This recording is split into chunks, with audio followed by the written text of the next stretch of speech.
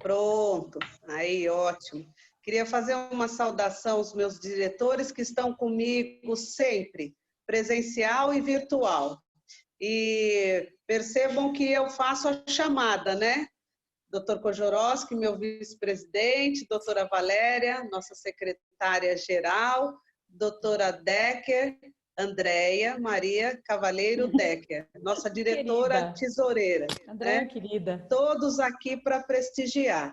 E eu só tenho a doutora Regiane, que é a presidente da Comissão da Mulher Advogada, parabenizá-la pela iniciativa, pelo convite e agradecer a doutora Miriam por ter aceito nosso convite.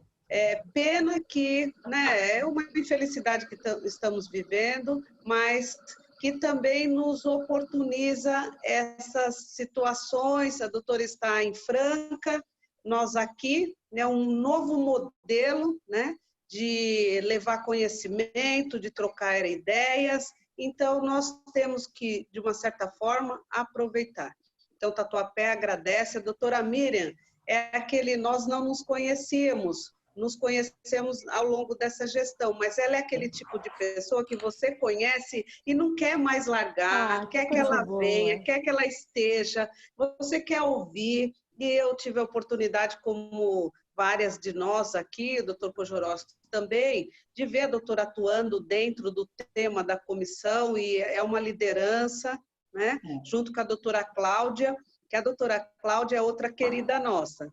Sabe que eu sou presidente da doutora Cláudia, né? Sim, sei, aí podia sim. fazer, se a doutora não estivesse tão longe, poderia vir aqui para o Tatuapé, tá mais próxima da gente, né? Com certeza, com certeza. Mas eu vou, Quem hein? conhece... venha. Em agosto, aquele nosso encontro que a gente faz, né? O segundo Congresso da Mulher Advogada Zona Leste, talvez ele não aconteça. Mas se acontecer, a data que for, a doutora já está mais do que convidada, já é confirmação nossa, já é confirmação.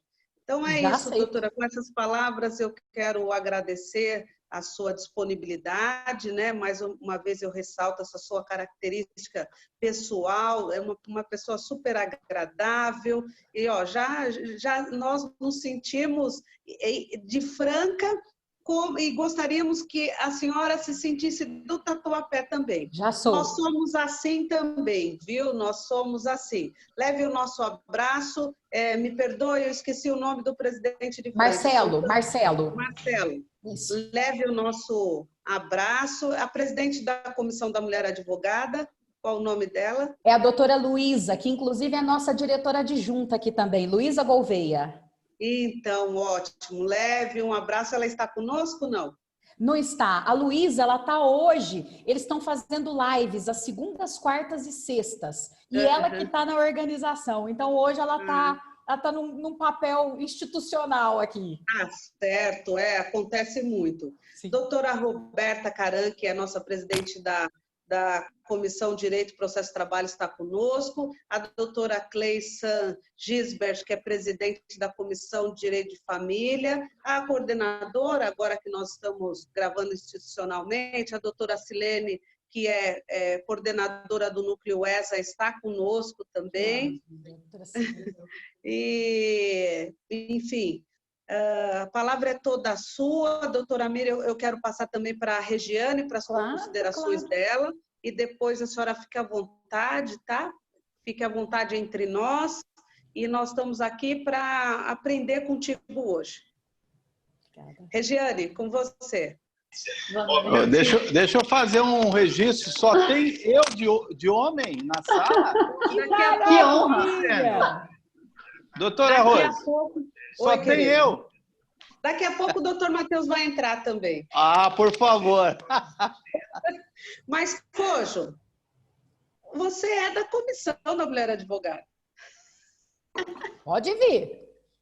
Pode vir. Regiane, por favor. A doutora Valéria pediu a palavra primeiro e depois eu falo. Por favor, Tá doutora bom, Valéria. doutora Valéria. É que eu estou no celular, me desculpe, tá? No celular eu não vejo todo o panorama. Diga lá, doutora Valéria. Boa noite a todos. Pedir só a gentileza, a doutora Célia Regina, da presidente da Comissão da Infância, também está aqui na sala. Infância e Juventude. Doutora Érica Tesser também, nossa conselheira. Seja bem-vinda. E temos também uma colega, doutora Daniele, de Marília, está representando a Comissão da Mulher de Marília. E doutora, você já falou? Bom, vou pedir só uma gentileza antes da doutora Regiane apresentar a nossa querida convidada, que os microfones permaneçam fechados.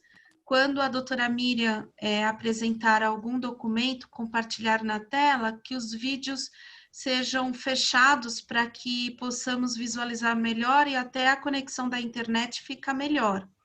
Qualquer pergunta, os senhores podem fazer pelo chat, que depois a doutora Regiane ela vai ler, na medida que for possível. E no final desse evento, nós vamos ter uma grande novidade. Regiane. Só um minuto, deixa eu fazer uma saudação à nossa conselheira, doutora Érica Tesser. Doutora Érica está conosco. Arrasou. Queria saudá-la. Doutora Érica é outra querida, né? Tem nos ajudado bastante. A nossa conselheira, ela nos adotou e nós mais ainda, né? E ela tem prestado um belo serviço para a advocacia da Zona Leste. E, doutora Érica, muito obrigada pela sua presença. A gente sabe que é pelo prestígio da nossa palestrante, porém, leva o nosso abraço, por favor, ao Conselho e ao doutor Caio, toda a sua diretoria, sim? Assim que vê-los, tiver contato com eles, leve o nosso abraço do Tatuapé. E também a doutora está em casa. Tatuapé é uma extensão, viu, doutora Érica, da sua subseção, que ela é de Itaquera. Esteja conosco, leve um abraço também para o doutor Eduardo. É isso, eu não podia deixar de fazer esses agradecimentos. Muito obrigada. Só fazer uma correção, o prestígio não é só por conta da palestrante também, obviamente, mas o prestígio é por conta da toda a subseção do Tatuapé, pela presidente da comissão, doutora Regiane, e eu me sinto em casa. Muito obrigada, vocês sempre me receberam com muito carinho, muito acolhimento, muita amizade e muito respeito. E é sempre um prazer estar com vocês. Obrigada, querida. Muito agradecida. Agora a Regiane. Regiane, está contigo. Boa noite a todas e todos. É uma honra tê-los conosco, uma honra estar aqui tendo a doutora Miriam, que prontamente aceitou o nosso convite para essa webinar, sempre muito solícita, sempre muito agradável. Eu acho que vou ter carteirinha de fã, porque assisto as lives, vejo tudo. É uma companheira querida. E sei o quanto da sua dedicação pelas mulheres, em geral, a luta que é incansável e todo o seu prestígio. É uma honra mesmo.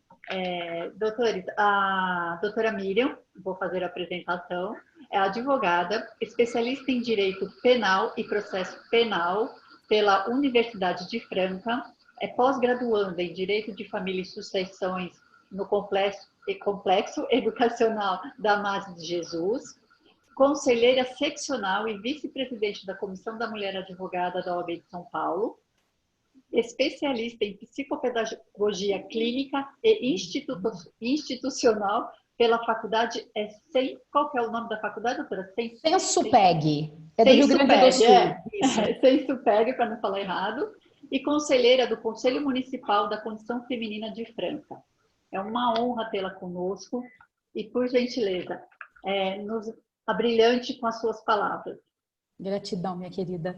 Eu não posso deixar aqui de fazer um agradecimento muito especial, né, uma deferência para essa diretoria querida que hoje me acolhe, me recebe aqui, mesmo que de forma virtual. Essa diretoria que com certeza cumpre a sua função de forma muito competente, atuante, aguerrida, e principalmente nesse momento agora, né, de afastamento, de isolamento físico, né, que nós nos encontramos, essa diretoria vem, se reinventa e não deixa de informar, de acolher a advocacia e de atender os anseios da classe, né?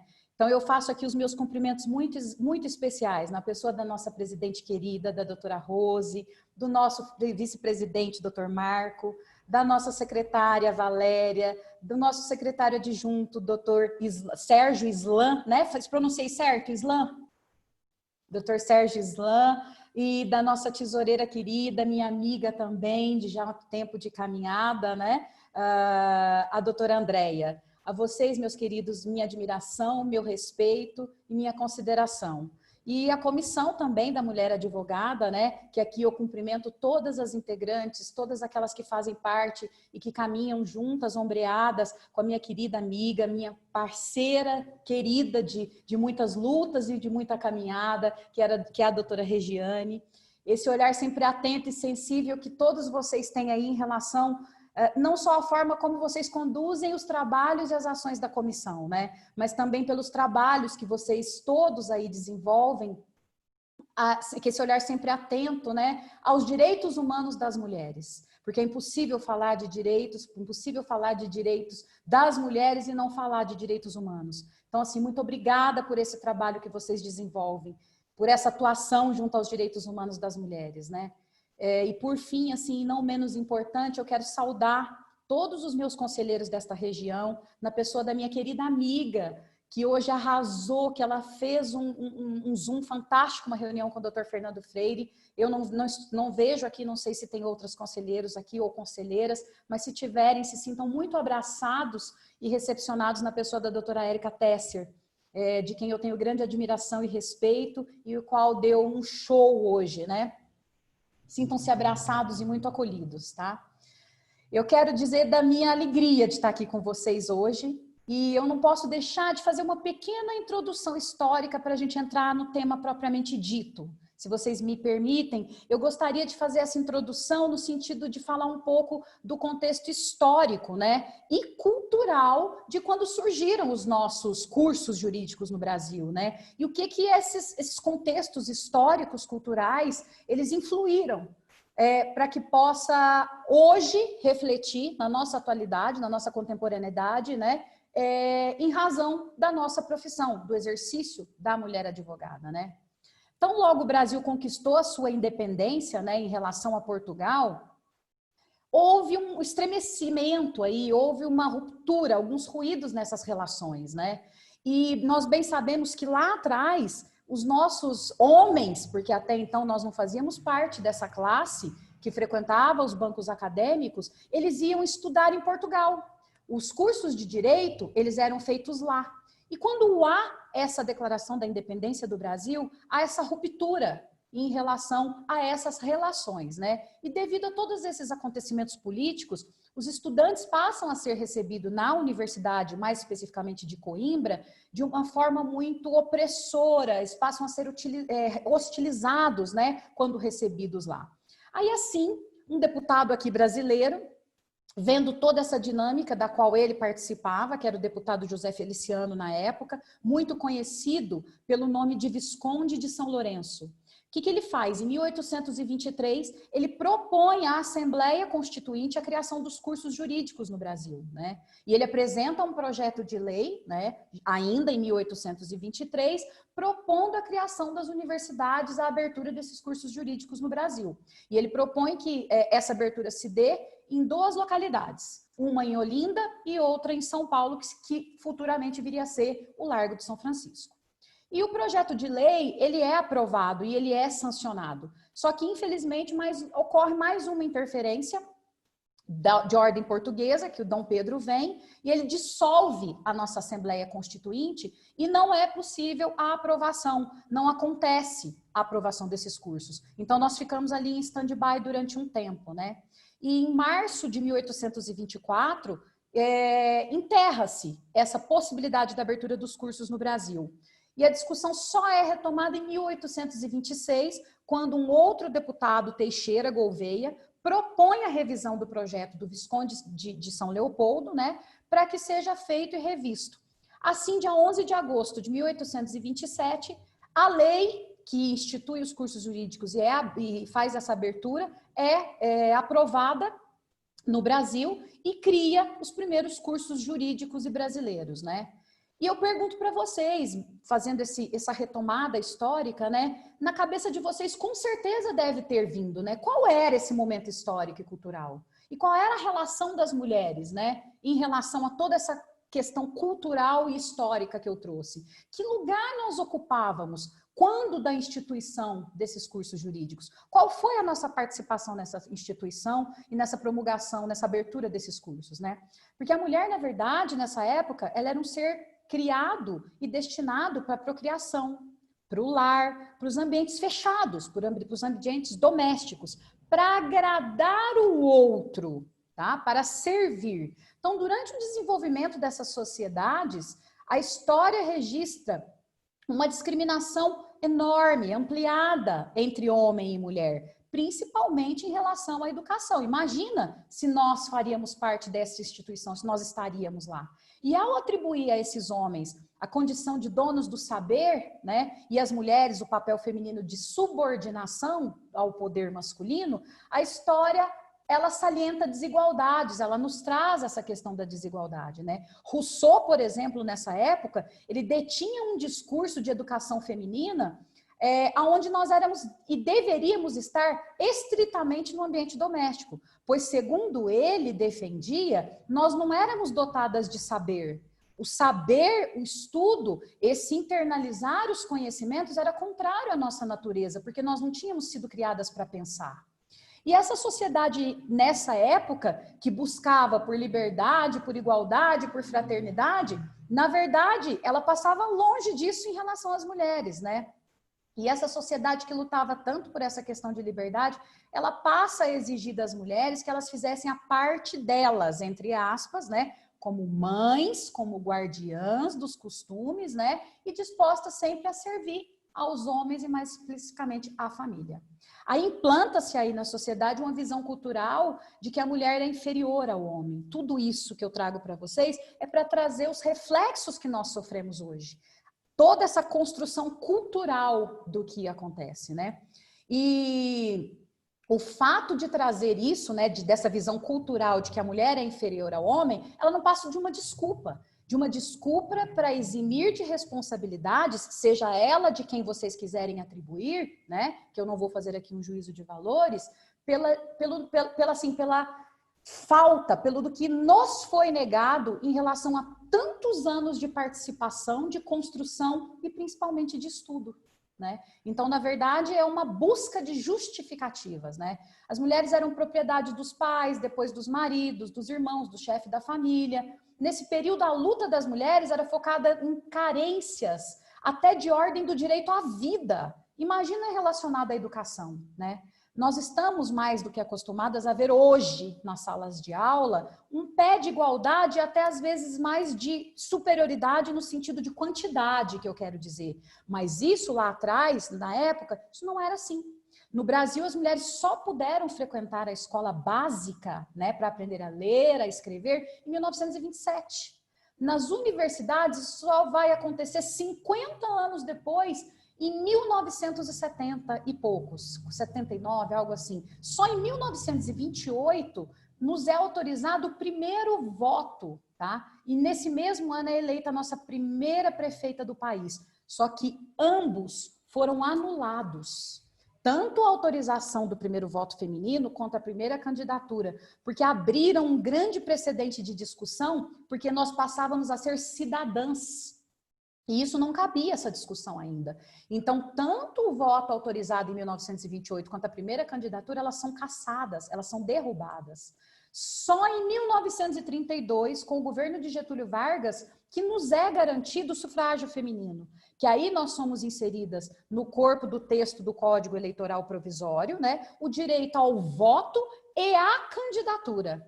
Mas a conquista ela só seria plena em 1946, quer dizer, um ano após esse decreto, né? Aliás, tantos anos após esse decreto, melhor dizendo, né?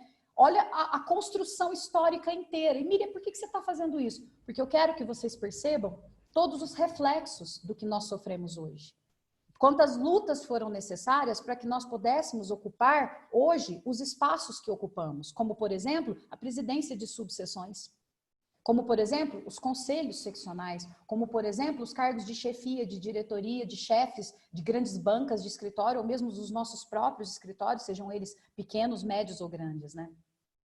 O trabalho, por exemplo, na área mais especificamente trabalhista, a luta foi longa. Quanto e quanto tempo, quantas mulheres, né, tivessem a possibilidade de decidir, quantos anos depois que nos foi permitido, né, de acordo com o Código de 1916, o Código Civil, que eu só vou poder decidir se eu queria ser dona de casa ou se eu queria ser trabalhadora. Que até então não me era permitido. Porque eu posso ser, ou eu posso ser dona de casa, ou eu posso ser uma trabalhadora que trabalha fora, ou na maioria das vezes eu sou tudo, porque eu faço jornadas ininterruptas, eu faço várias atividades no decorrer da minha vida. Mas nessa época nem isso me era permitido. Porque se o meu marido não me concedesse essa autorização, eu não tinha esse direito à escolha. E por óbvio, né, se hoje isso já ocorre, essa desigualdade, e aqui eu vou mais especificamente, não só nos cargos ao qual ocupamos, mas também na questão da desigualdade salarial entre homens e mulheres, se lá isso já acontece, se hoje acontece, imagina lá atrás. Era pior ainda, né? Algumas mudanças elas só vão ocorrer no tocante, inclusive, a essa questão salarial, elas vão melhorar com as grandes greves e grandes revoluções, né? Com a entrada dos europeus, né, dos italianos e espanhóis no mercado têxtil, em que eram compostos, inclusive, pela maioria feminina, acontecem as grandes revoluções para que nós busquemos, para que nós tenhamos e façamos certas exigências, para que, inclusive, nós pudéssemos ser melhores inseridas nos mercados de trabalho, né? Regularização do trabalho feminino, a jornada de 8 horas, a abolição dos trabalhos noturnos para as mulheres. E nesse mesmo ano, também na década mais ou menos de 1920, 1917, acontece uma resolução para salários igualitários, através de um conselho feminino. Vejam só, a quantidade de interferências que foram necessárias e que se fizeram através de mulheres. Né? E isso eu não quero dizer que nós não podemos caminhar ombreadas, quando eu brincava, inclusive no início, né, para o colega vir para a nossa comissão, eu quero dizer que aqui eu não sou, em hipótese nenhuma, contra os homens, muito pelo contrário. Eu quero igualdade apenas, eu não quero a quem nem além, até mesmo porque eu defendo que se as nossas pautas forem clube de luluzinhas, nós não avançamos. Nós precisamos estar em pé de igualdade, mas também precisamos caminhar juntos. E é necessário, eu vejo como muito necessário, que os nossos colegas estejam conosco. Obviamente, desde que respeitados os nossos lugares de fala e de direito e que nós também respeitemos quando forem deles. Aí só em 1943, quando acontece a consolidação das leis trabalhistas, é que alguns entornos começam a se modificar e começa a melhorar toda essa questão relacionada ao emprego da mulher, né? Surge a licença maternidade em 1934, que era um direito que não existia, onde a Constituição passa a prever que as mulheres poderiam ficar um tempo sem trabalhar para poder cuidarem dos seus filhos. E além disso, a demissão das grávidas, ela passa a ser proibida, né? As grávidas não podem mais ser demitidas. E em 1988, que é um período que se estende mais, outras e outras conquistas vieram através dessa consolidação trabalhista. A conquista, inclusive, do direito aos nossos corpos, ao direito de nós querermos ou não ter filhos, com a instituição no Brasil, com a possibilidade da venda do anticoncepcional em 1962, aonde possibilita também que as mulheres pudessem se relacionar e também dispor do próprio corpo como quisessem. E por último, a reconstrução histórica que eu faço, que eu entendo muito pertinente, é a questão da violência contra a mulher, né, onde eu trago a instituição em 2006 da primeira delegacia da mulher, né, que foi aonde tudo começou -se a fomentar, que foi em 1985 na capital de São Paulo, na capital do estado, na capital em São Paulo, né. Então, assim, eu vejo essa retomada histórica dessas conquistas, dessas grandes lutas, mas também porque como nós vamos tratar de desafios das mulheres, desafio das mulheres advogadas, eu quis trazer para vocês esses grandes desafios enfrentados no decorrer de toda a nossa vida, né? E que puderam ser superados. Eu não digo que nós já chegamos aonde queríamos, que nós já conquistamos aquilo ao qual nós gostaríamos, mas nós estamos fazendo o nosso trabalho. e estamos lutando para que cada dia mais nós possamos conseguir e superar, e juntos, esses desafios, né?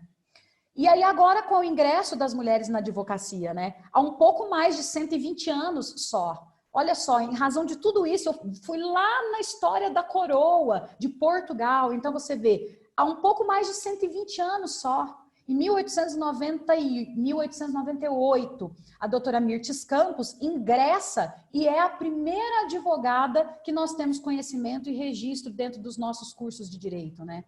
No entanto, olha só, a doutora Mirtes, ela ingressa em 1898, mas ela só é permitida exercer a advocacia na plenitude 7 anos depois. Mesmo tendo cursado os mesmos cursos de direito que os nossos colegas, a doutora Mirtes foi imposto a ela que ela ficasse 7 anos como estagiária. Porque ainda assim, ela não tinha sido considerada como com competência para exercer sozinha a advocacia. Só 7 anos depois, e assim mesmo, quando a doutora Mirtes, ela faz uma defesa que até hoje ressoa nos nossos bancos acadêmicos e também nos nossos tribunais, que ela faz uma explanação fantástica num tribunal do júri, e a cidade para ver os argumentos da doutora Mirtes, e o quão brilhante era ela. Quer dizer, 7 anos depois que ela conclui o curso, que lhe é permitido ingressar verdadeiramente no chamado, porque antes não era a Ordem dos Advogados do Brasil, né? Mas era o quadro de sócios dos institutos do Advogados do Brasil. Então, quer dizer, 7 anos a doutora Mirtes lutou para isso, né? E essa relutância, minhas amigas e meus amigos, ela é amenizada, né, por uma mulher. É onde eu digo da importância, né, de estarmos no lugar da representação dos nossos lugares de fala e dos nossos lugares de direito, né? E a participação das mulheres no curso do jurídico, ela ganha maior densidade a partir da década de 1970. Mas o grande boom das universidades e das faculdades, ela vem na década de 1990, quando as mulheres ingressam ainda mais e ganha corpo esse movimento feminino dentro dos cursos jurídicos. E, inclusive, há alguns estudos nesta área para ver esse divisor de águas nessa década de 90, né, com essa ampliação dessas oportunidades para as mulheres no ingresso, porque as mulheres passaram a trabalhar mais fora, a ter mais o próprio dinheiro e poder custear, inclusive, os próprios estudos, né? E elas passam a dar prioridade, inclusive, para a questão das graduações e das pós-graduações, né?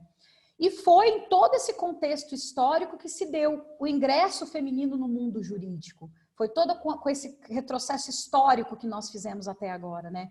E mais de um século depois, a participação das mulheres como operadoras do direito, né, não causa mais tanto espanto, mas ainda não atingimos os lugares como gostaríamos. Mas foram necessários, vejam só, 50 anos desde a doutora Mirtes até que o Brasil pudesse empossar a primeira juíza, doutora Teresa Tanguy.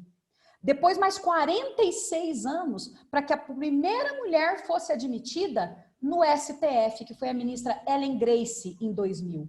E vejam uma curiosidade em relação à ministra Ellen Grace, que ela traz que ela não tinha banheiro feminino dentro do STF que ela pudesse utilizar.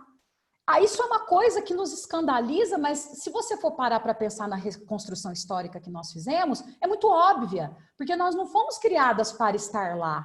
Era um lugar inimaginável. Se não nos era permitido, se não nos era franqueado estar nos bancos dos cursos jurídicos, imagina sermos presidente do Supremo Tribunal Federal. Por que eu teria que ter um banheiro feminino dentro do STF? Então, quer dizer, vejam só no ano de 2000, 46 anos depois, um banheiro é construído no STF. Vejam só.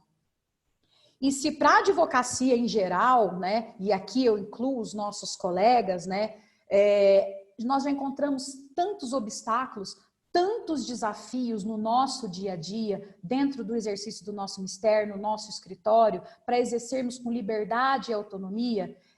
Eu digo para vocês, meus amigos e minhas amigas, que para a mulher advogada, essa lupa, você joga uma lupa em cima e aumenta, porque os desafios são consideravelmente maiores ainda, né? Porque a mulher advogada, além dela buscar um exercício de liberdade e autonomia pleno, assim como os nossos colegas homens também buscam, elas, além de tudo, ainda sofrem e têm que superar todos os dias vários tipos de restrições por distinção de gênero, né?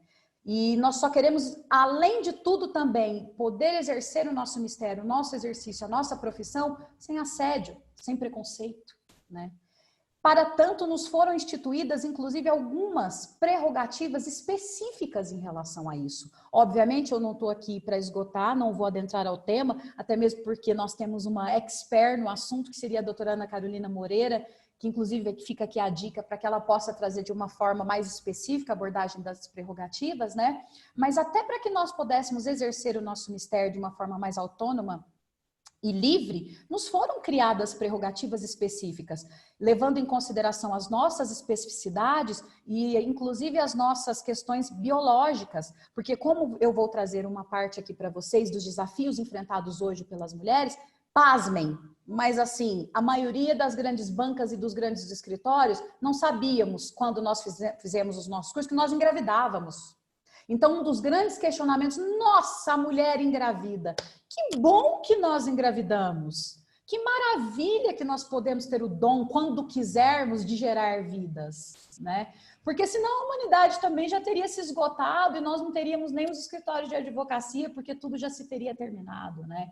Então, levando em consideração, inclusive, o fato de gerarmos, de amamentarmos, nos é franqueadas também algumas prerrogativas até para que nós possamos exercer o nosso mistério com maior autonomia e liberdade.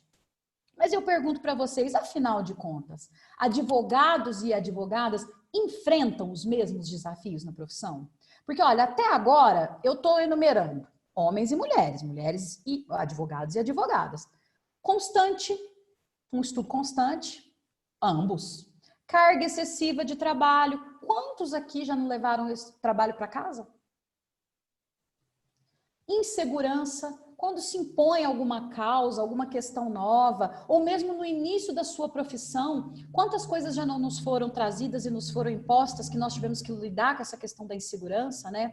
Os conflitos com os nossos clientes, os pagamentos de honorários que não recebemos, os desrespeitos às nossas prerrogativas que são constantes.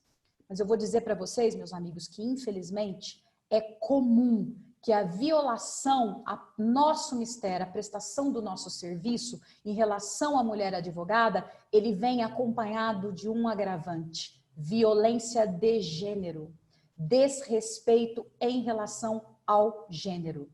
E agora eu me permito trazer algumas frases aqui para vocês, de algumas visitas, de alguns lugares onde eu estive e de coisas que inclusive eu vivenciei e passei, e acredito que a maioria de vocês também, com certeza, em algum momento já ouviram. Você está lá, prestando o teu trabalho, quem nunca escutou? Mas está nervosa? Você está de TPM? Não vai chorar, hein? Está chorando? Nossa, a maternidade atrasa a carreira. Mulheres querem se dedicar à família, elas não têm ambição. Mulheres não são ambiciosas. Quando você for falar com aquele juiz ou for visitar aquele colega, não se esqueça daquela roupa especial. Mocinha, anjo, querida, queridinha, você é a secretária do doutor? É você mesmo que fará a audiência? Agora, a minha preferida que eu elegi, e eu acho que para mim é a mais fantástica. Logo no início, quando eu abri o meu escritório, que eu fui atender um cliente, eu fui até a porta, que eu abri a porta para ele, ele olhou para mim e perguntou: você é advogada? Falei: sou. Por favor, vamos entrar. Mas com OAB e tudo? Eu confesso para vocês que até hoje eu me pergunto o que seria esse OAB e tudo. Na época, eu me permiti explicar para ele que até para eu ser advogada, eu tinha que ter OAB. Mas assim, como no auge da minha inexperiência, eu confesso para vocês que eu fiquei com medo de perguntar para ele o que era tudo. Porque OAB é tudo. Então, até hoje eu me pergunto, o que será que seria esse OAB e tudo, né? Então, assim, são frases, meus amigos e minhas amigas, muito recorrentes do nosso dia a dia. Eu acredito que, com certeza, algum de nós aqui, algumas de nós, já ouviram a maioria dessas frases que eu trouxe para vocês, né? E aí eu gosto sempre de trazer algumas provocações em relação a essas conversas que nós temos, tá? Eu pergunto para vocês, e vocês acham que essas coisas, esses desafios, essas questões acontecem porque há falta de protagonismo feminino? Vocês acham que nos falta protagonismo? Pois eu vou dizer para vocês que não falta protagonismo, não. Muito pelo contrário. As estatísticas, as pesquisas, elas vêm nos assegurar e vêm nos garantir que hoje nós somos 70% dentro dos grandes escritórios, das grandes bancas. Ou seja, nós conduzimos a maioria dos escritórios. Mas menos de metade, ou seja, 30% apenas dentro dos escritórios, dentro das grandes bancas, estão no cargo de chefia, são sócias ou estão em alguma diretoria. E eu pergunto para vocês o porquê. Se nós somos 70%, se nós praticamente levamos um escritório, por que nós estamos menos de 30% nesses cargos de direção, nesses cargos de diretoria e nesses cargos de levar e ter os nossos próprios escritórios? Por quê? Eu vou dizer para vocês que é devido a um fenômeno, e agora vem aqui a questão da reconstrução histórica e cultural que eu fiz com vocês. É um fenômeno cultural denominado desigualdade de gênero. A desigualdade de gênero, onde indivíduos possuem menos chance de desenvolvimento em função do seu gênero. Apenas, não pela sua capacidade. Aqui nós não medimos capacidade, é apenas em função do gênero.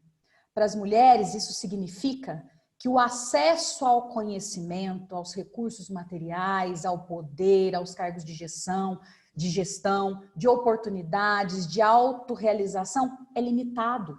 É limitado por parâmetros culturais, por construções históricas masculinas, que perpassam, estão permeadas por estereótipos de gênero. Então, minhas amigas e meus amigos, se as prerrogativas em geral da classe em si traduzem como um instrumento da valorização, da atuação independente, para a mulher advogada significa também enfrentamento de desigualdade de gênero. Então, para nós advogadas, as prerrogativas, as nossas funções, as nossas prerrogativas, além de todas as garantias que elas nos trazem, elas ainda significam esse enfrentamento à desigualdade de gênero, né? E saibam que essa desigualdade de gênero, ela é inconstitucional. Porque a nossa Carta Magna, a nossa Constituição de 1988, ela vem me dizer que nós somos iguais. Sem qualquer motivo, sem qualquer forma de discriminação. Ela me permite que eu possa prestar o meu mistério, eu posso exercer qualquer função, seja ela que eu quiser, independente do meu gênero. E mais ainda, o Brasil, ele é signatário de convenções de qualquer forma de discriminação contra as mulheres. Ou seja, além da nossa Carta Magna, eu ainda tenho várias convenções, inclusive de ordens internacionais, que me garantem o exercício da minha profissão.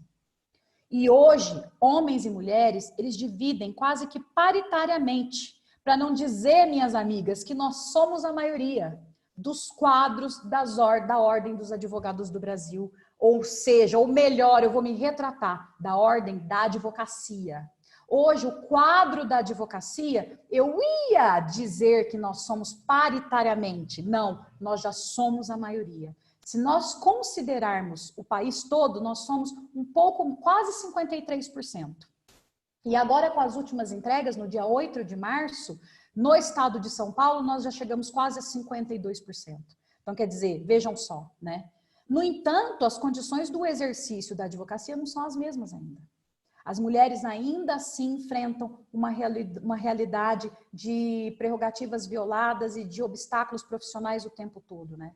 Não é surpresa para nenhum de nós aqui, e eu tenho certeza que vocês com certeza trariam uma coleção de casos, assim como eu, de prerrogativas que foram violadas, de desafios que foram enfrentados ao exercer a nossa profissão. E aqui eu queria só fazer um pequeno recorte com vocês que eu entendo como pertinente e necessário. Nós vemos muito corriqueiramente, quando estamos prestando o nosso serviço, muitos fóruns, muitos tribunais não deixarem nossas colegas adentrarem os seus recintos, porque a saia estaria 2, 3, 4 centímetros, porque eu tô com a blusa, porque eu tô com o braço de fora, porque eu tô com um vestido colado, porque eu tô que não sei o quê. Então, quer dizer, eu quero trazer aqui um recorte para vocês que eu entendo muito pertinente e interessante. A competência exclusiva para dizer, para descrever a roupa que eu devo ou não usar é do meu conselho seccional determinar, e não do Tribunal de Justiça. E se o meu conselho, inclusive do qual honrosamente eu faço parte, não disse que a minha saia tem que ter 2, 3 ou 4 centímetros, né? Não é o tribunal que vai poder dizer. Obviamente, minhas amigas e meus amigos, que eu não estou querendo dizer aqui que nós não tenhamos que ter um bom senso no sentido de ter todo um dress code relacionado à advocacia e à prestação do nosso serviço. Contudo, eu venho e faço uma ponderação que isso também não pode ser uma limitação da prestação do meu serviço. Até mesmo porque, quando eu estou exercendo a advocacia, eu estou exercendo o direito de um terceiro. Eu estou prestando um exercício, eu estou representando, como diz o querido presidente Caio, a maior autoridade de todas, que é o cidadão, que é o meu cliente. Então, quando o tribunal, quando algum juiz está tolhindo o meu acesso, porque a minha saia está 3 centímetros acima do meu joelho, ele não está ferindo, ele não está agredindo a Miriam, a advogada, a Regiane, a Rose. Ele está me impedindo de exercer um direito do meu cliente, um direito da minha cliente. E a violação das minhas prerrogativas, minhas amigas e meus amigos, eles atuam nas mais diversas e distintas áreas, mas ela é gritante na advocacia criminal. Quando dos acessos aos nossos presídios, por exemplo, né? Um exemplo recente que eu trago aqui para vocês, dessa dificuldade, desses desafios da advocacia feminina em relação à prestação do serviço, inclusive na área criminal, que em maio do ano passado, o Conselho Nacional recebeu, o Conselho, melhor dizendo, o Conselho Estadual da Ordem dos Advogados do Brasil, da Seção de São Paulo, recebeu a visita de uma colega que veio acompanhada pela querida doutora Ana Carolina Moreira, que fez um voto magnífico e perfeito porque ela tinha sido violada nas suas prerrogativas ao tentar prestar o serviço para um cliente. A colega não conseguia acesso ao presídio onde ela tentava falar com esse cliente dela, e ela passou diversas vezes por aquele scan que, inclusive, a doutora Ana Carolina trazia, para quem ainda não teve contato com aquele maquinário, que ele mapeia o corpo da mulher de uma forma que é como se nós estivéssemos nuas. E, normalmente, quem opera este equipamento é um homem, contrariando toda a legislação que vem dizer que eu tenho que ser revistada, eu tenho que me submeter a alguns cuidados através de uma mulher. Mas assim, como é um equipamento e eles não estão me pondo a mão, então eles usam desta para entender que não precisaria ser uma mulher. Contudo, a afronta e a exposição, ela é a mesma. E essa colega não conseguia adentrar e eles passavam esse equipamento nela e não conseguiam, porque esse escaneamento corporal apontava que nela havia alguma coisa que apitava, que não deixava ela passar. Qual não foi a surpresa da explicação? Não sei se vocês chegaram a ver esse caso, mas era o absorvente íntimo da colega. E ela foi exposta de uma forma extremamente vexatória. Vexatória. E ela foi colocada em uma sala, tendo inclusive o seu direito de ir e vir tolhido, não só do exercício da advocacia, mas o seu direito de ir e vir, tá? Até que descobrissem. Ela foi literalmente presa numa sala, até que descobrissem o que era que ela portava, não sendo chamado nem o teu órgão de classe para que ela pudesse ser acompanhada. Então, esse caso foi levado ao Conselho em maio do ano passado e, por unanimidade, nós votamos para que houvesse um desagravo e, obviamente, todas as responsabilizações devidas em relação a esse presídio, né? Então, assim, eu vejo e fico pensando, né?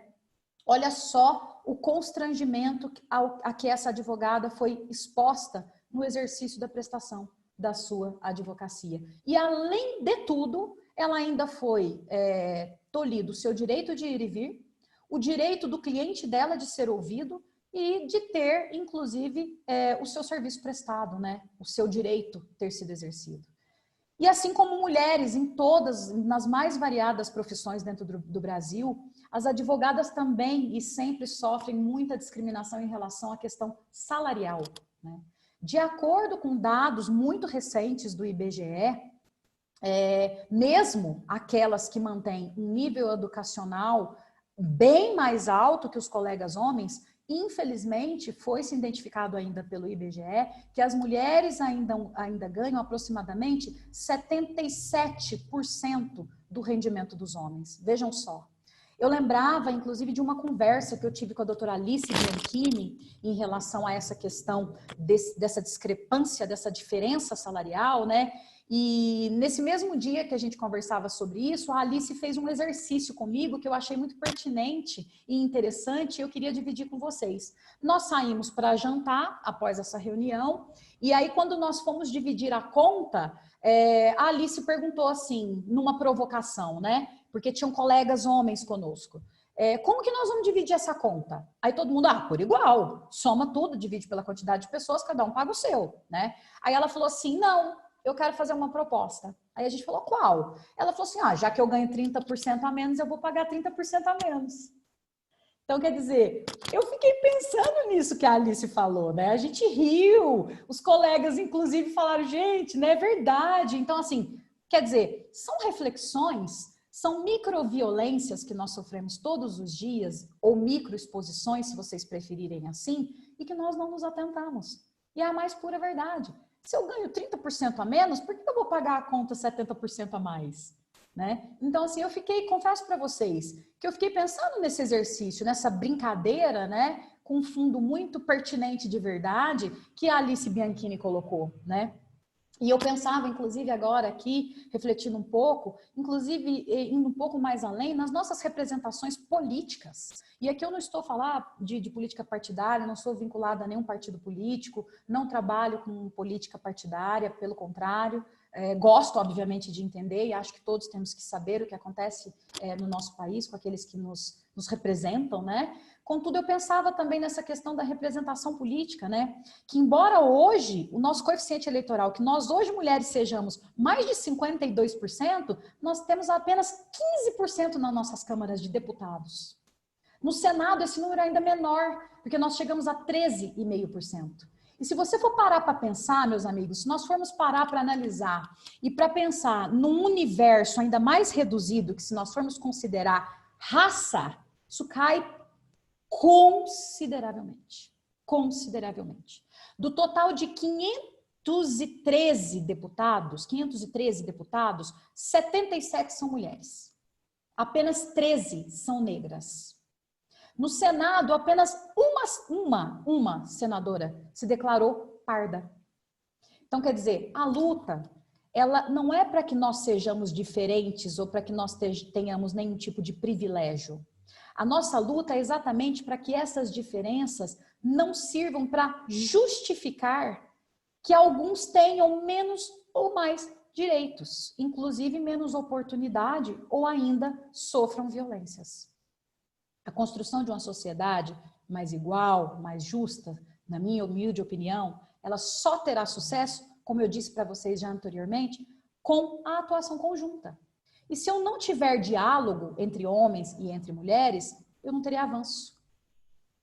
A OAB, ela tem, inclusive, implantado importantes ações nas defesas da mulher. No ano passado, por exemplo, aprovou-se uma súmula que estabelece a prática, né, que estabelece que a prática de violência contra a mulher, ela te impede de se inscrever nos quadros da ordem, né? Então, assim, veja que nos nossos quadros, nós também, na nossa instituição, nós também estamos atentos em relação a isso.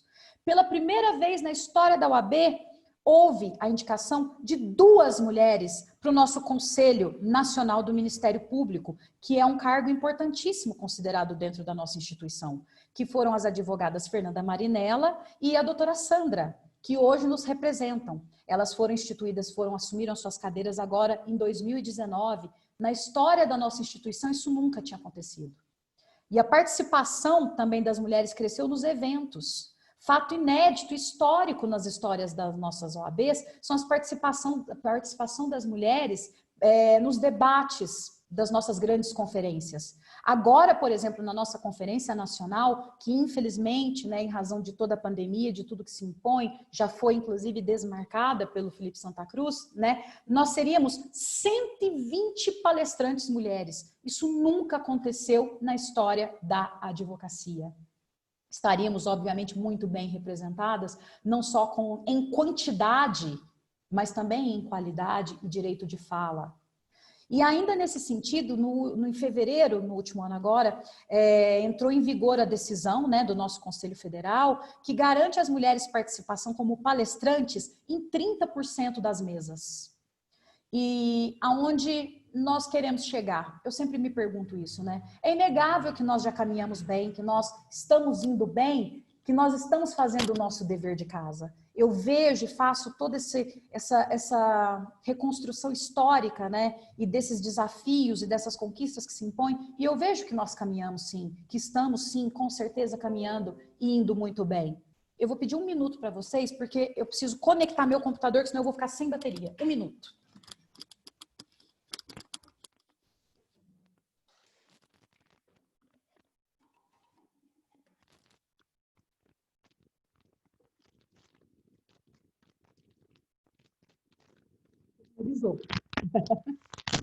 Desculpem. Ó, eu quero falar um pouquinho para vocês a respeito, inclusive, de alguns desafios de ordem mais prática, né, que eu trouxe para vocês em relação aos desafios enfrentados no nosso dia a dia, além de todos já trazidos, né? A inclusão da mulher advogada em novas áreas. Eu não sei se vocês já perceberam, mas assim, ainda há esse estigma, inclusive, quando você vai perguntar a área de atuação de uma mulher, normalmente nos perguntam se nós atuamos na área de família. Quando você fala, eu sou uma tributarista, ou eu sou uma constitucionalista, algo assim, né? E não nem nenhum tipo de discriminação, pelo contrário, porque eu atuo na área de família, mas assim, algumas áreas já nos foram historicamente e culturalmente pré-definidas, né? Então, assim, nós precisamos, inclusive, ter essa capacitação e ter essa motivação de inserção e inclusão em outras áreas. Nós precisamos nos permitir essa maior qualificação profissional, estarmos sim em outros lugares, né? E é um número crescente também, precisamos estimular em relação a essas mulheres a terem os próprios escritórios, a abrirem os próprios escritórios, e obviamente que para isso as nossas prerrogativas têm que serem respeitadas, até para que nós tenhamos condição de fazer isso. Precisamos buscar maiores oportunidades, né? Eu pensava na questão do network também, que é uma outra questão delicada, que eu sei, faço parte, inclusive, da 4ª Câmara de Julgamento dos Tribunais de Ética e Disciplina, que é uma linha muito tênue, que nós temos que obedecer, inclusive, em relação à nossa ética, né? Mas eu ficava pensando, né? Muitas das mulheres ainda enfrentam uma barreira em relação a essa questão do network, né? Porque se você tem uma casa, se você tem uma família, se você tem toda uma vida, e essa questão que eu digo dessas jornadas ininterruptas, uma hora você vai ter que parar e você muitas vezes não vai conseguir fazer, por exemplo, como eu vejo os homens, né? Futebol, clube do charuto, um barzinho, algumas coisas assim que para eles nos parecem um pouco mais fáceis, né? E aqui eu não estou para generalizar, tá? São apontamentos estatísticos. Eu trago aqui para vocês, não são invenções ou achismos, são questões, assim, enfrentadas no dia a dia, né? E, assim, infelizmente, ainda há um outro esbarro que eu vejo. Por exemplo, eu já sofri isso na pele e garanto que muitas aqui também. Quem aqui nunca, às vezes, foi mal interpretada ou mal vista, por exemplo, que ao fazer um network, sair para jantar com um cliente ou convidar alguém. Nossa, mas a Miriam foi sozinha, a Miriam estava sozinha com outro homem num restaurante ou alguma coisa nesse sentido. Então, infelizmente, nós ainda também nos esbarramos com essa questão também. Por que eu não posso estar sozinha almoçando ou jantando ou tomando um vinho, discutindo com um cliente que não seja no meu ambiente só de trabalho? Agora, por exemplo, o que nos impõe o nosso home office, e inclusive quando nós voltarmos para uma pseudo-normalidade, que eu costumo chamar, porque nós nunca teremos o que nós tínhamos lá atrás, nós teremos que ter um novo recomeço, uma nova reconstrução, uma ressignificação das nossas vidas, mas quando nós voltarmos para tudo isso, eu creio e acredito que até com as facilidades da internet e tudo mais, nós ficaremos cada vez mais fora dos nossos escritórios, né? Muitos clientes, inclusive, gostam de conversar num café, gostam de conversar num ambiente um pouco menos, que eles às vezes consideram o escritório um ambiente um pouco hostil, um pouco, né? Então, assim, por que não fazer também esse tipo de network? Não deixa de ser um networking, né? E eu pensava da quantidade de mulheres também que desistem da advocacia após constituírem família, estarem às vezes com filhos pequenos e amamentando, né? E é um obstáculo que encontra diversos fundamentos nesse sentido, né? Porque algumas mulheres abandonam os escritórios, elas saem dos escritórios na medida em que, às vezes, lhe é imposta uma rotina muito pesada, muito rígida, não levando em consideração toda a reformulação da sua vida. E eu acho que até agora, nesse home office, vai ser também um exercício para as empresas, porque muitas mulheres já era necessária essa prestação em algum momento desse home office, né? E o que não quer dizer que você vai exercer a prestação do seu serviço em menor ou maior qualidade, não é nem quantidade, em qualidade, né? Então, que isso também deve ser respeitado pelos grandes escritórios. Quantas histórias nós não sabemos dessas mulheres que depois da licença maternidade retornam e são dispensadas pelo simples fato de agora terem um filho. Eu lembro da história de uma colega que é membro da Fashion Law. Eu participei de um evento, fiz uma abertura, e ela me contava, ela chegou e falou para mim assim, doutora, eu quando estou desempregada, estou tentando uma recolocação no mercado, e já é muito difícil quando eu digo que eu tenho um filho, e que eu sou mãe solo. E quando eu digo que eu tenho um filho especial, as minhas chances são destruídas. Porque eles pensam, se eu tenho um filho, se eu sou mãe solo, e se essa criança é especial, as minhas chances caem sobremaneira. Para a senhora ter uma ideia, eu já fui orientada em vários RHs de não dizer que meu filho é especial. Eu posso chegar até no limite de ser mãe e de ter um filho. Que eu sou mãe solo e que ele é especial, as minhas chances são praticamente zeradas, né? E eu queria trazer para vocês, até porque eu não sei como é que nós estamos de tempo, Rê, falei demais, né? E eu vou indo, eu vou disparando, desculpa. Eu vou, né? Imagina, é um prazer ouvi-la. Eu queria trazer para vocês, hoje, uma questão que é muito gritante dentro da advocacia, né? Que é a questão do glass ceiling. Eu acredito que muitas já tenham ouvido falar essa palavrinha chatinha, feia, glass ceiling. Olha o inglês da pessoa, né? Que é nada mais do que a tradução literal da questão do teto de vidro. E aqui eu queria passar para vocês um vídeo, tá? É um vídeo bem simples, chega a ser assim, infantil, mas gerou um impacto enorme em alguns países. Então, eu queria, se vocês pudessem me ajudar, eu preciso só... Alguém me direcione como eu faço para pôr o vídeo? Doutora Valéria, doutora, é só a senhora, no rodapé, share screen, a senhora clica ali e já Achei. Compartilha. Ah, ótimo.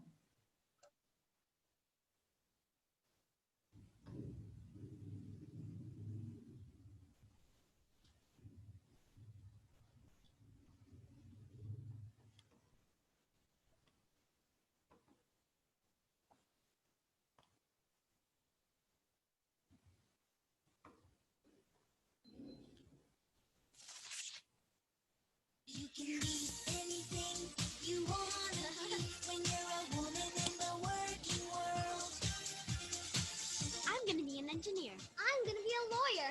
I'm going to be the nation's #1 investment banker. Stacy, sure you can be an investment banker, but do you really think you can be #1? Why not?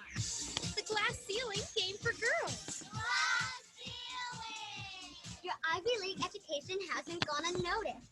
It makes your boss Doug feel Ô, Tiri, é para só o áudio ou vídeo também? Tem vídeo, tem vídeo. Então, Não tá o rolando vídeo? Não, o que aparece é a tela da senhora, dos teus arquivos. Ah, sim, entendi. O Vamos ver se vídeo... a senhora consegue clicar só no vídeo do WhatsApp. Eu acredito que seja o último, não é isso? É o último. Então, tenta clicar para abrir o vídeo, porque só apareceu o som. Cliquei, não abriu. Ai, que pena. Tenta mandar, manda para o WhatsApp da Regiane, a Regiane manda para mim, por gentileza. Ótimo. Ô, doutora, clica 2 vezes na linha. Clica 2 vezes que ele entra. Vai na fé. Vou. Ai, adoro essas tecnologias. Espera aí, tô indo lá.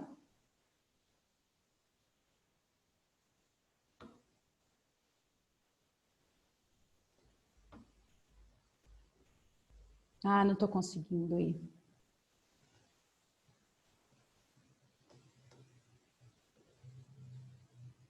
Não tô conseguindo. Manda pro celular da doutora Regiane, que eu tento compartilhar aqui.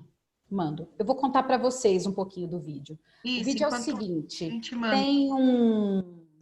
é feito um tabuleiro de um jogo para meninas, tá? Com aquela personagem Stacy, aquela bonequinha, tá? E eles fazem um jogo de tabuleiro tipo banco imobiliário, né?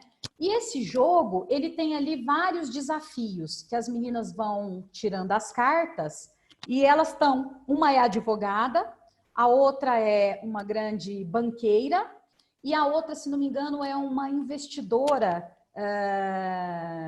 da bolsa, né? E aí, conforme isso vai acontecendo, conforme ela vai tirando as cartinhas, vai aparecendo os desafios para elas, né? E elas vocês podem ver, são crianças em formação. Então, assim, elas não estão entendendo o que está acontecendo, né? Muitas coisas ali, assim, olha, apesar de toda a sua... Aparece coisas do tipo, apesar de toda a sua capacitação profissional, quem ganhou o cargo e assumiu o cargo foi o fulano de tal e não você. Então, volte 2 casas, né? Aí acontece de aparecer uma outra carta onde diz assim, nossa, você ficou grávida, agora você está desempregada. Então vão acontecendo alguns desafios nesse sentido, tá? E eu não queria contar o final, já estou compartilhando aqui, porque o final é assim, aparece um jogo de tabuleiro, tá? De meninos. Aqui, acho que... Doutora, a senhora tem o nome do vídeo?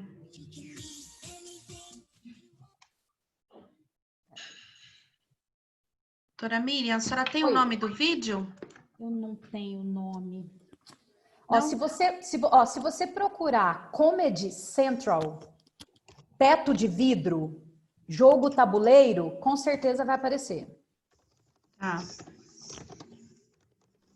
Tá, Comedy Central, teto de vidro, jogo tabuleiro.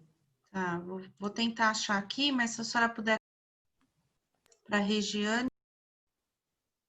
Tô tentando encaminhar o videozinho aqui para ela. Vou encaminhar para ela no Zap. E assim, é bem interessante. Vou encaminhar para ela no Zap. É bem interessante porque no final eles fazem, inclusive, uma ironia, né, em relação a isso. Porque os meninos também recebem um jogo, né? Depois que as meninas passam e leem algumas cartinhas, elas leem alguns desafios. Eu estou achando o vídeo aqui para mandar para a Regiane.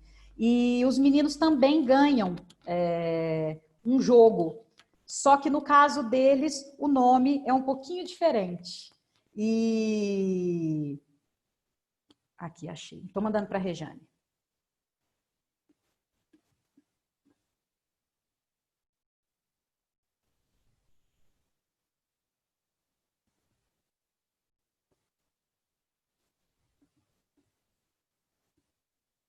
Tá indo já tá carregando. Pronto, já enviei. Recebeu?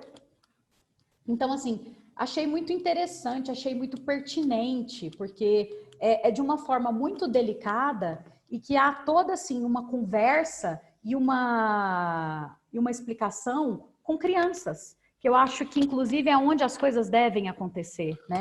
Toda essa questão dessa reconstrução, toda a questão dessa educação, que deve vir lá da nossa base, né? Que deve vir lá dos nossos bancos. Então, assim, eu achei muito delicado e uma forma muito pertinente para trazer. E o vídeo, ele é bem bonitinho, ele é bem suave, né? Eu não sei se já deu aí, Rejane. Sim, porque vou compartilhar. Uhum.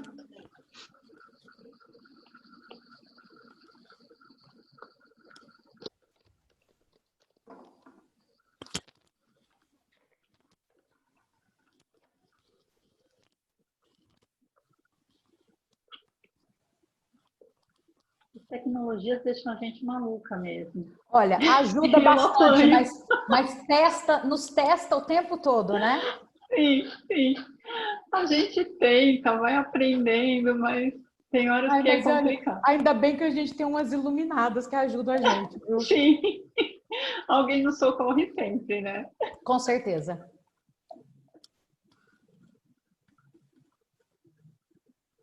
Nossa querida doutora Cláudia Luna está conosco. Acabei de ver a Cláudia. Gratidão, doutora. Dá uma palavrinha, doutora Cláudia, enquanto a gente consegue... doutora Cláudia, por favor. Eu queria mesmo. Bom, eu queria agradecer em primeiro lugar, né? Quero agradecer aqui essa oportunidade. Bom, nem quero atrapalhar a palestra da minha querida Miriam Ravanelli, que eu fico aqui de mãozinha no queixo só. Uau! Grande admiração. Miriam sempre coloca os seus brilhantes conhecimentos de maneira concisa, com muito brilhantismo. A gente só tem que agradecer e tenho que parabenizar, viu, doutora Rejane Brunelli, pela condução magistral da Comissão da Mulher Advogada da Subseção Tatuapé. Um beijo a todas as nossas queridas advogadas, aos queridos advogados aí da Subseção Tatuapé, minha casa. E não posso, com certeza, deixar de passar aqui para mandar um beijo no coração da minha presidente, da minha liderança, minha querida Rose Mateus. Um beijo enorme no coração de todos vocês. Agora não vou atrapalhar a palestra. Não atrapalha nunca, Cláudia. Excelente, viu? A questão do teto de vidro, todas essas coisas, esses obstáculos que ainda nos impedem. Só parar aqui agora para deixar a Miriam, a nossa maravilha esplêndida Miriam, continuar, por favor. Não quero deixar não, viu? Não quero perder nada. Obrigada. Um beijo. Obrigada. Eu fiz ali a saudação no chat, né? E disse que agora digo para todas que o time está completo, esse super time, né? Com a nossa presidente, a nossa vice. Meu Deus, Tatuapé não esteve nunca tão prestigiado, viu? Com as duas aqui. E essas mulheres maravilhosas, né? De comissões, a nossa presidente e todas que estão conosco até agora. Ouvindo a doutora também, estamos aqui todas babando nos conhecimentos, enfim. E com esse reforço, doutora Cláudia, um abraço, já havia falado na senhora aqui, né? Que a gente ostenta, só nós ostentamos essa condição de ser presidente da presidente, né? Eu até chamei... Falei, doutora, Miriam, venha para cá, larga essa franca. Eu com a presidente com a Já vice. falei para ela várias vezes, vezes, Rose. Estou aqui só, olha, nos embargos auriculares. Eu tô já namorando, viu, Rose? Já estou em parceira. Não, aí nós vamos fazer uma revolução aqui nesse Tatuapé, viu? Estou falando para ela que Franca tá pequena para ela vir para São Paulo. Sei que a gente vai arranjar uma certa confusão com a subseção de Franca, mas não tem problema. Qualquer coisa eu digo que foi a nossa presidente do Tatuapé que convocou. Jogo tudo na eu seguro a onda. Por vocês, eu obedeço. Vai lá, doutora. Não queremos atrapalhar, que somos amigas, aí ficamos na... Exato. Sabe? Quando a gente se vê, é sempre esse carinho, essa troca de carinho, né, doutora Cláudia? Não é de hoje, são anos e anos, viu, doutora Miriam, de amizade. Exato. É visível. E é muito bonito. Obrigada. Exatamente. Vamos lá, vamos ver o vídeo. Tô quase conseguindo. Mais um minutinho. Essa nossa secretária é demais. Nos socorre sempre, né, Rose? Nossa, Sempre em tudo. gratidão. Deixa eu fechar meu áudio aqui. Bom, Oi, Miriam, pode quer que eu vou falar. falando alguma coisa? Bom, Pode. esse glass ceiling, né, que a gente comentava aqui agora, nada mais é do que essa barreira, né, invisível, hierarquicamente nos é imposta, né, em relação aos mercados de trabalho, aos nossos escritórios. Ah, acho que agora foi.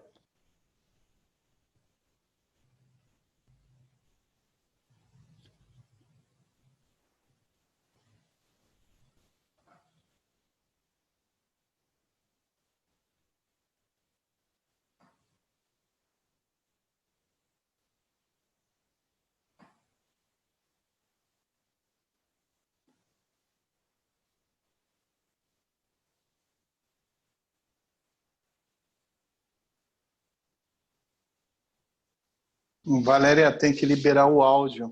Ninguém está ouvindo o áudio, eu acho.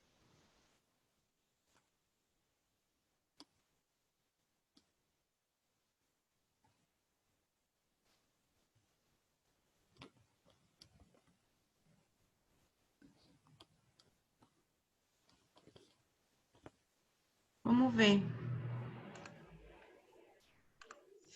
E agora? Ouviram? Estão ouvindo? Tá baixo. Aumenta um pouquinho.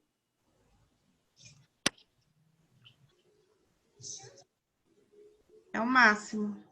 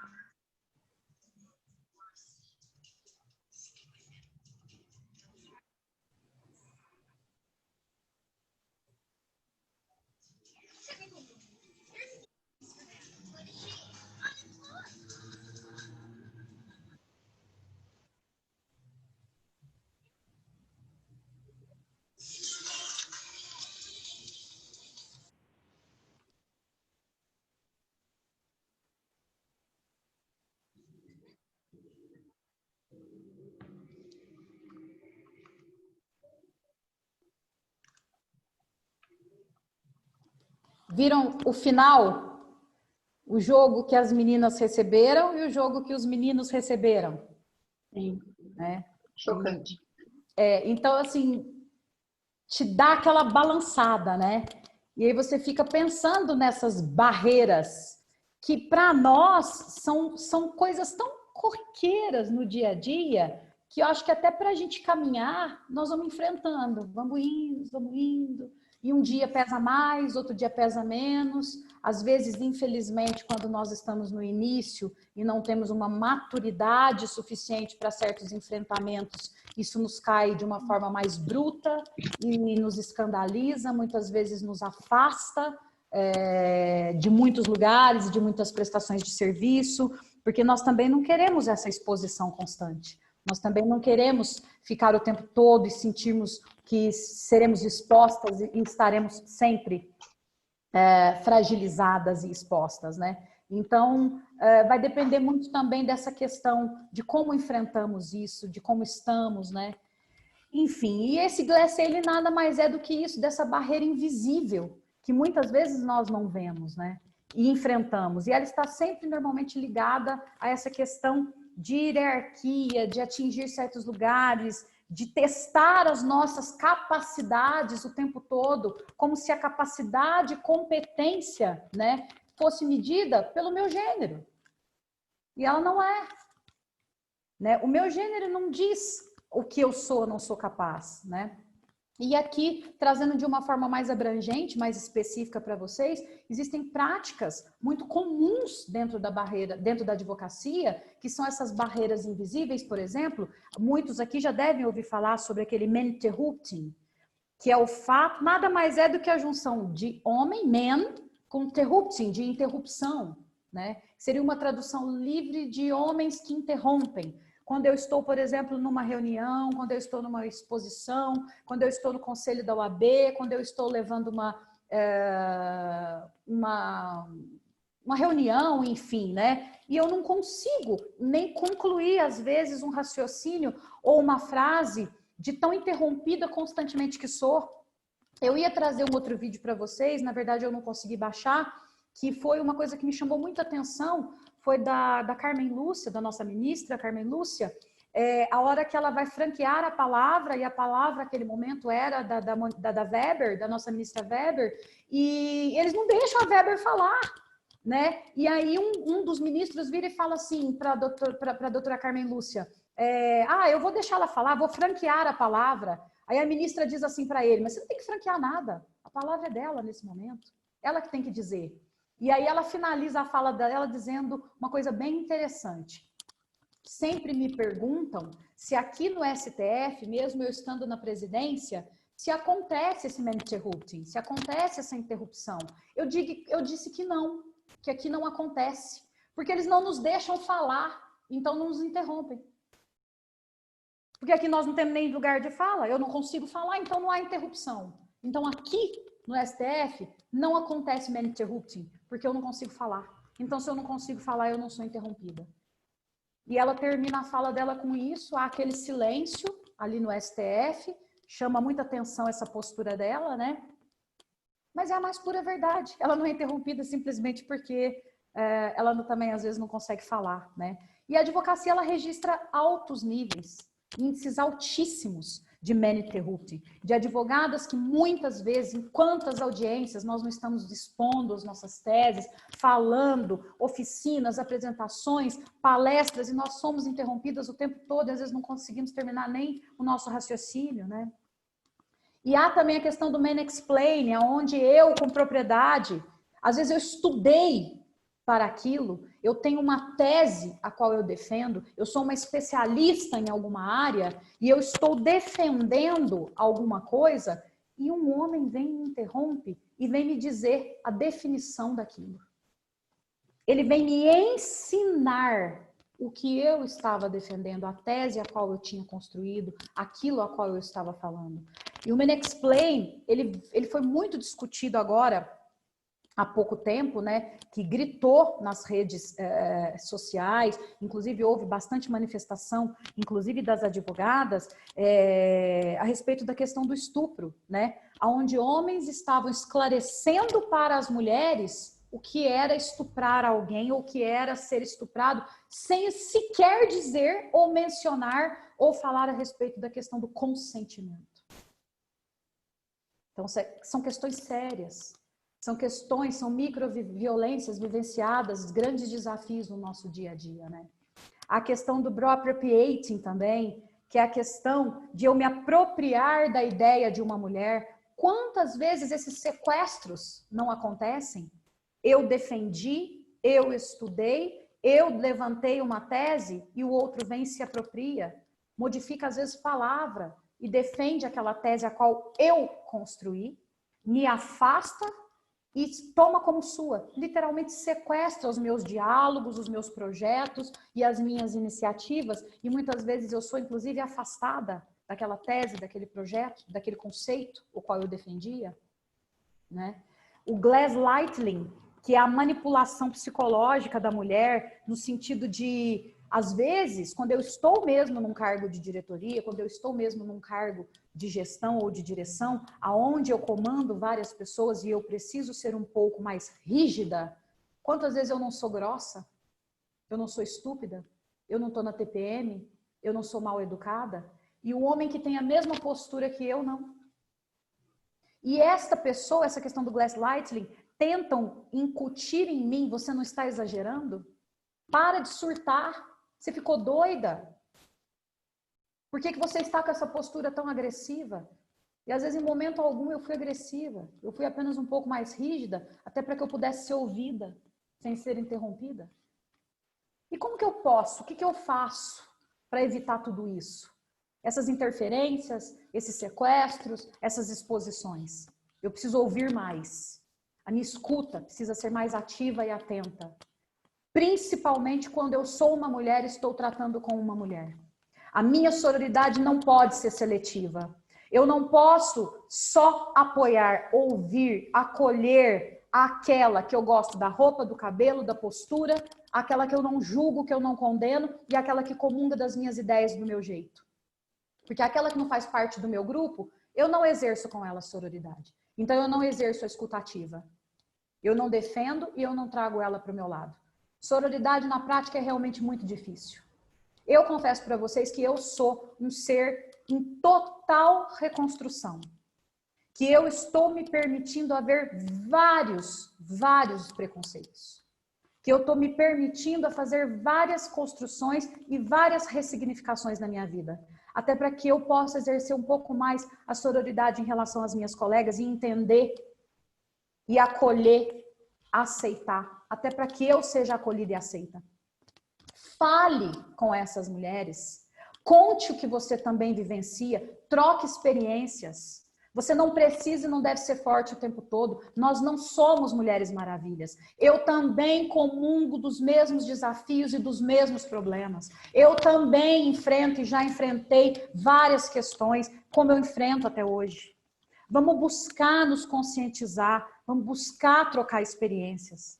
Vamos observar as dinâmicas, principalmente nos ambientes de trabalho. Não cabe mais piadinha. Piadinha que expõe, piadinha que ridiculariza, que se para mim parece engraçado, para o outro que veste aquela determinada roupa pode não ter a mesma graça. E que se eu estou num ambiente de trabalho, num ambiente corporativo, numa instituição, e eu fomento, eu participo, eu estou numa rodinha, eu estimulo, às vezes eu estou até rindo, eu também estou praticando esse tipo de exposição e de violência. Porque eu estou, no mínimo, sendo conivente. Então, que eu posso observar também as minhas atitudes e me propiciar e me permitir a também não cair nesses desenganos. Nesses enganos, melhor dizendo, né? E outra, muito importante. Toca na ferida. Fala a respeito. Chega de esconder certas coisas. Nós não precisamos, não cabe aqui mais nenhum tipo de retrocesso. Vamos promover oficinas, vamos falar a respeito dos desafios, dos temas, dos enfrentamentos. Vamos capacitar nossas colegas para que elas tenham condição e capacitação suficiente para enfrentar esses desafios que lhes são impostos, para que nós possamos ajudá-las para que elas construam, para que elas tenham condição de responder. Eu não gosto muito e me incomoda um pouco, me desculpem a sinceridade, quando dizem vamos empoderar. Eu não acredito que ninguém empodera ninguém. Mas eu acredito que nós podemos auxiliar, ajudar para que essas pessoas se descubram a força, a capacidade e a potência que essas colegas têm. E elas mesmas farão essa reconstrução, principalmente se elas tiverem modelos de referências positivas. De mulheres que deram certo, de colegas que deram certo, que puderam levar à frente, que são mães solos, que são negras, que são sozinhas, enfim, os mais variados segmentos. Que elas podem ser, podem atingir, sim, o que quiserem ser. E eu queria terminar aqui com algumas provocações para vocês, no seguinte sentido.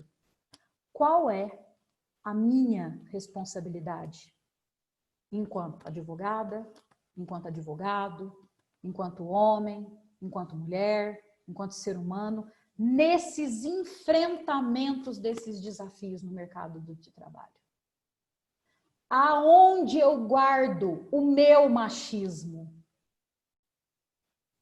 Aonde eu escondo os meus preconceitos?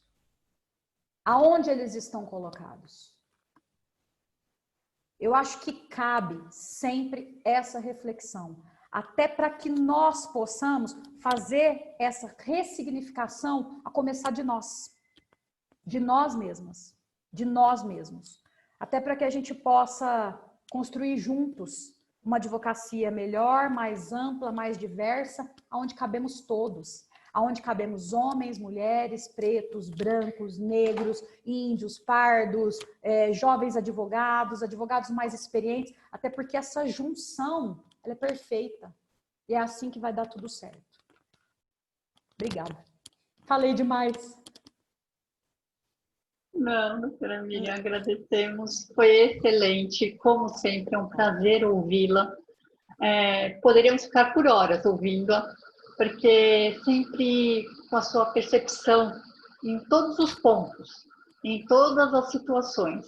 Então, faz com que, às vezes, nós possamos abrir mais a nossa mente, porque é tanta situação, tanta delicadeza em determinados assuntos que a gente precisa ter, mas nunca deixarmos de ser o que nós somos. Então, a sua explanação foi maravilhosa. Agradeço imensamente. Gratidão. Eu que agradeço imensamente. Doutora Rose, eu gostaria que eu até comentei com a doutora Miriam, agora para a doutora Cláudia vai ser uma surpresa, mas muito honrada por ela também estar neste momento. Vamos divulgar a cartilha que a Comissão da Mulher Advogada da Subseção do Tatuapé preparou sobre a violência contra a mulher em tempos de pandemia, de quarentena pelo Covid-19. A doutora Valéria vai nos fazer a gentileza de compartilhar. Doutora Rosa, a senhora quer dar uma palavrinha antes com relação ao lançamento da cartilha?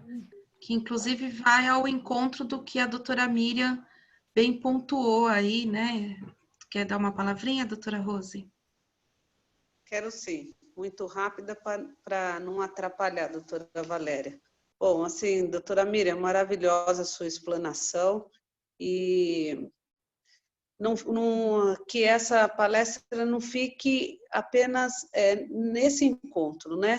Vamos ter mais encontros, tem muita coisa para ser falada, tem muita coisa para ser esclarecida, inclusive no universo feminino, né? Lamentavelmente, vemos aí que não há um encontro de forças das mulheres, né?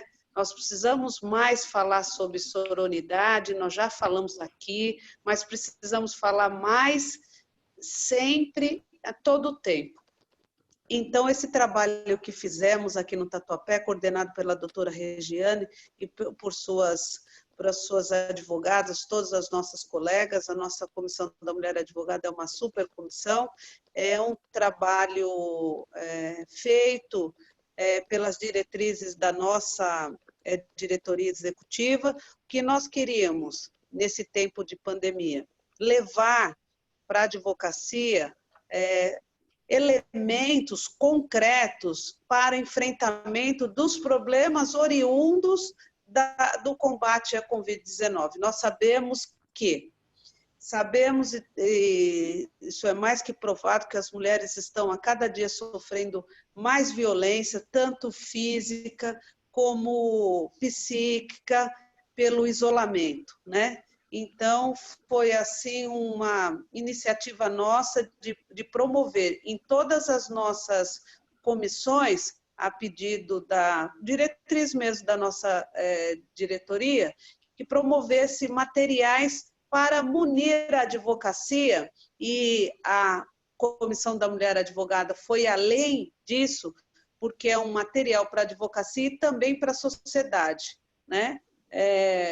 Para o alerta, em especial para o alerta contra a violência realizada em nós mulheres, né? Então, um material maravilhoso, feito assim em tempo recorde, mas que está aí. Não é para o Tatuapé, não é para a Comissão da Mulher Advogada, é para a sociedade e para a advocacia.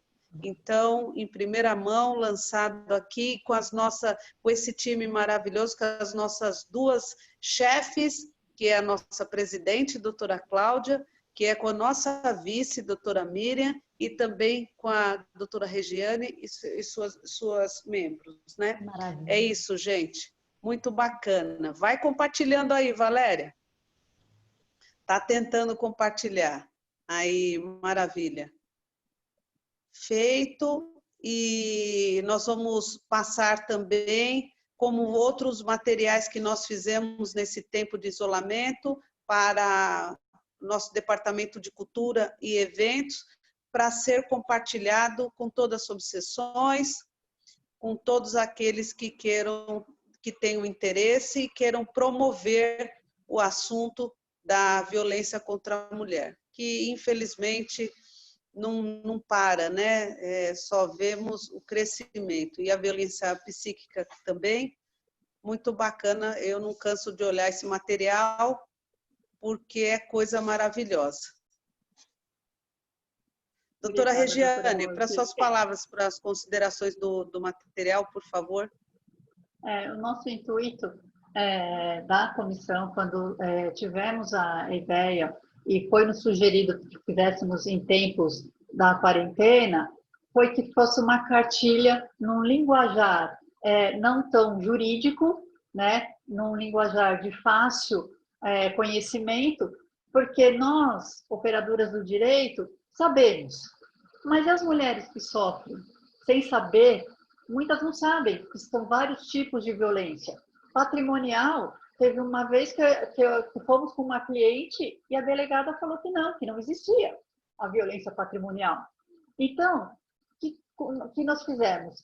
Cada membro nos ajudou, se dispuseram a fazer. Então, temos ao final todos os locais de ajuda. Colocamos também para que as pessoas saibam que não somente quem está sofrendo a violência tem que correr atrás da ajuda. Todas as pessoas. Então, quem ler a cartilha vai saber como também pode ajudar. O que eu faço? Eu estou ouvindo minha vizinha apanhar. Como é que eu faço? Eu não posso ajudar. Teve um caso de que você chama a polícia não quer vir, na hora a pessoa não quer aceitar. As pessoas agora, muitas mulheres em casa, estão vivendo com seus agressores, não sabem o que fazer. Então, às vezes, é que eu falo, um olhar, um gesto, às vezes você olha para uma pessoa, você sabe, mesmo não a conhecendo, que alguma coisa não está bem. Eu digo que o olhar diz tudo do que a pessoa está vivenciando. Então, essa cartilha foi feita com muito carinho pela Comissão da Mulher Advogada, com o apoio da doutora Rose, de toda a diretoria, e é um prazer poder fazer o lançamento nesta noite com as minhas queridas presidente e vice-presidente da Comissão da Mulher Advogada de São Paulo. Me sinto lisonjeada e agradeço imensamente essa oportunidade. Queria fazer um destaque especial também à nossa diretora tesoureira, que ela revisou, né? Sim. Pela afinidade que ela tem com a doutora Andréia, ela tem afinidade com o tema, que foi presidente da nossa comissão e também foi coordenadora regional da Comissão da Mulher Advogada aqui da Zona Leste, né? Então, ela revisou pela familiaridade que tem com o tema e sempre nos ajudando, né, doutora Regiane? Sempre a doutora Andréia está do nosso lado. É o meu anjo. É isso aí, eu tinha que fazer esse destaque para ela e agradecer. Doutora Miriam, está conosco, né? Estou aqui. Aí, minha linda, olha, você está convocada para vir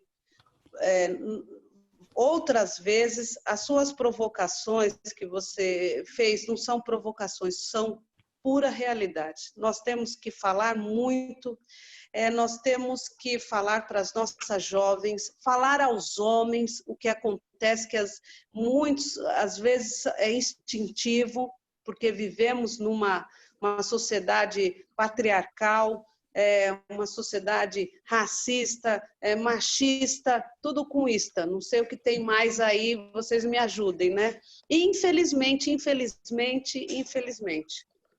não abri, desculpa, aqui a câmera.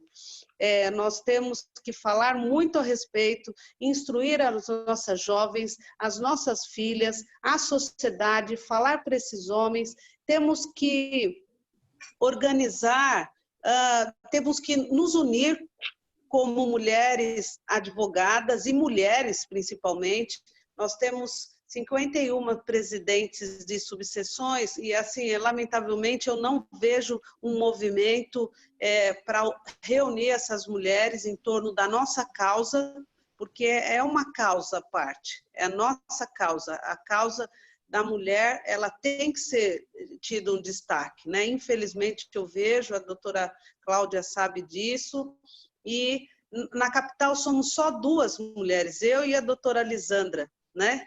Vejam só, e ontem foi propagada uma notícia que o presidente de uma subseção, não me lembro nem qual, presidente de uma seccional agrediu a mulher, né? Quantas presidentes nós temos de seccionais? Quantas das 26? Nenhuma. Nenhuma presidente. Isso é um absurdo. Nós somos a maioria no âmbito nacional. Nós temos que reverter esse quadro. Meu Deus, eu sou em 36 anos, a primeira mulher advogada, a doutora Cláudia aí, que poderia ter sido nossa presidente. Tem tantas outras mulheres mais capazes do que eu, que já passaram pela diretoria, não é verdade? Tantas outras maravilhosas. Eu lembro aqui da doutora Claudete Ottoni, que foi secretária do doutor Marco Antônio Mateus, que é meu esposo, e ela foi a primeira diretora negra e mulher, né? Doutor Marco Antônio Mateus, quem conhece sabe que é um progressista, né? Abriu as portas da OAB para as mulheres e para os jovens, né? E a doutora Claudete era uma mulher fantástica, de um conhecimento, mestre em direito civil. Ela foi examinadora da OAB. Quantas mulheres nós temos? E somos tão poucas. Meu Deus do céu! É lógico que nós temos todas essa sobrecarga, mas nós precisamos falar a tempo e fora de tempo dos nossos problemas e puxar essas mulheres, né? Não tem... É isso mesmo, a doutora está de parabéns. Quero da doutora Claudete, falecida, ela foi diretora do PLOCON. Imagina, uma mulher dessa não podia presidir a subseção do Tatuapé? É lógico que sim. É lógico, capacidade todas têm, são maravilhosas. Eu sou um grão de areia nesse mar, dessas mulheres maravilhosas. 36 anos para uma mulher presidir a subseção, na Zona Leste também. Né? Não sei se a doutora Érica sabe disso, nunca houve nenhuma mulher, 2 na capital, no maior colégio que nós temos, eu e a doutora Lisandra, e nós estamos unidas, viu? Doutora Miriam, doutora Cláudia, o que precisar aqui da capital pode contar conosco. Então, doutora, a senhora está de parabéns por pontuar todos, por nos desafiar a pensar e refletir sobre essas questões colocadas, todos. É uma revolta. Eu ia olhando aqui no chat e vendo a manifestação das mulheres, nós ficamos, de fato, impactadas com a sua sabedoria, suas palavras. A doutora Cláudia veio no outro dia falar para nós também, então, assim, completou mesmo, né? Completou, e temos que propagar todos os seus ensinamentos, viu? Está de parabéns, e a proposta está lançada, venha para o Tatuapé. Eu finalizo com isso. Um grande e fraterno abraço. Deus te abençoe, lhe dê muitos anos de vida. É uma jovem, anos de vida com saúde, a você e a sua família, mais ainda agora, nesse tempo, saúde, para que você possa estar presente na UAB e exercer seu mistério não só nessa diretoria, mas fique para crescer e lideranças como a doutora Cláudia, doutora Miriam, que nós precisamos. É isso e ponto. Gratidão, Não tem presidente. nada que falar. Gratidão. Eu estou, assim, muito emocionada, lisonjeada, porque eu fico particularmente, assim, feliz, honrada, quando eu chego em uma subseção e que essa subseção, ela inclusive já se precede pelo nome e à frente dela está uma mulher. E uma mulher como você, presidente Rose. Uma mulher aguerrida, competente, inteligente e que tem, inclusive, uma característica que eu chamaria de dom, que para mim é uma das coisas mais bonitas que o ser humano traz. Você tem o dom de impulsionar outras mulheres e outras pessoas. Você tem o dom de acolher, o dom de multiplicar. Isso é maravilhoso, isso é fantástico. Por isso que eu chamo de dom. Porque certas coisas a gente não impõe, certas coisas são nossas, e a gente simplesmente, assim, muito generosamente, como você, a gente multiplica, a gente partilha e isso aumenta. E isso é nítido em você. Gratidão, me permite chamar de você e de Rose, porque eu já me sinto dessa casa, eu já me sinto acolhida, fico muito feliz de estar aqui hoje, dentro da casa da presidente Cláudia Luna, que eu fico muito lisonjeada de estar aqui me ouvindo hoje, acompanhada, inclusive, da querida Regiane, que me fez esse convite honroso de estar aqui hoje, e da minha querida Andréa Decker, com quem eu já tive a grata felicidade, honra e privilégio de caminhar, porque nós fomos coordenadoras regionais juntas.